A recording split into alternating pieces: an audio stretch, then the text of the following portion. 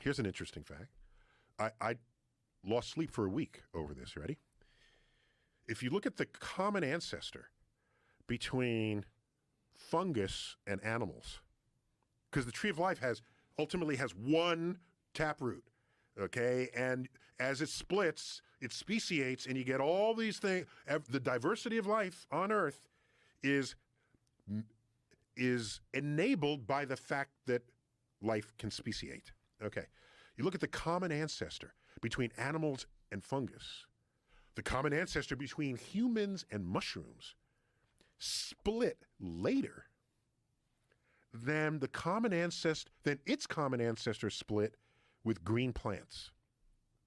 What that means is we and mushrooms are more alike than either we or mushrooms are to green plants. Well, mushrooms breathe oxygen. All I'm saying is, you grill a portobello mushroom? What's the first word people use to describe it? Vegetarian. No, they talk about mushrooms tasting meaty. Yeah. Yeah, meaty mushroom. Mm-hmm. No one has, last I checked, no one has ever accused kale of tasting meaty. No. So in a way, we're kind of biting into ourselves. Plus mushrooms, shrooms, people have whole relationships with mushrooms. Oh, yeah. Yeah. Oh, yeah. So, and mushrooms are fungus. Fungus thrives on our body. Have you ever done psychedelic mushrooms? I've never done anything psychedelic. Why? Can I tell you why? Yeah, please do. So I don't know if it's a good reason. I don't know if it's the best reason that can exist, but for me, it's a really good reason. The human mind barely works as it is. Barely. You ever see a book of optical illusions? Mm-hmm. No one doesn't love a good book of optical illusions. And you turn the page, oh, what is that? Oh, is it in the page, out of the page? Is the line longer? Is it shorter? And you scratch in your head. These are simple line drawings that confound the human mind's ability to interpret. Our brain barely works as an accurate decoder of the natural world around you. You now want to stir in chemicals? I recognize it'll take you on a ride, but I have always valued objective reality. I don't want anything interfering with my understanding of what is actually happening in front of me. And there are people who would claim that under the influence, they're accessing some actual other reality. All I can say is, if in that other reality you can, invent the James Webb Space Telescope, tell me about it. If you can figure out how to fly, and if you can do that, tell us about it. And there are people say, oh, I visited Venus when I was on a head trip. Did you bring back evidence? Evidence matters. Okay. Did you bring it? No, but it was in their head. Well, the material world, what we're talking about is actual physical objects, right? It's if you could bring physical back world, the physical universe. The physical, where what they're experiencing is something akin to, you could call it a hallucination. You could call it a portal where physical reality doesn't exist, and you only exist as consciousness. Here's my skepticism. I don't mind people saying that they visited another planet or whatever, wherever they're visiting, or some astral plane. Okay, I don't. Okay, write a travelogue and share it with people, as some have done. I guess I would ask whether what you experienced is part of an objective reality that we can all recognize.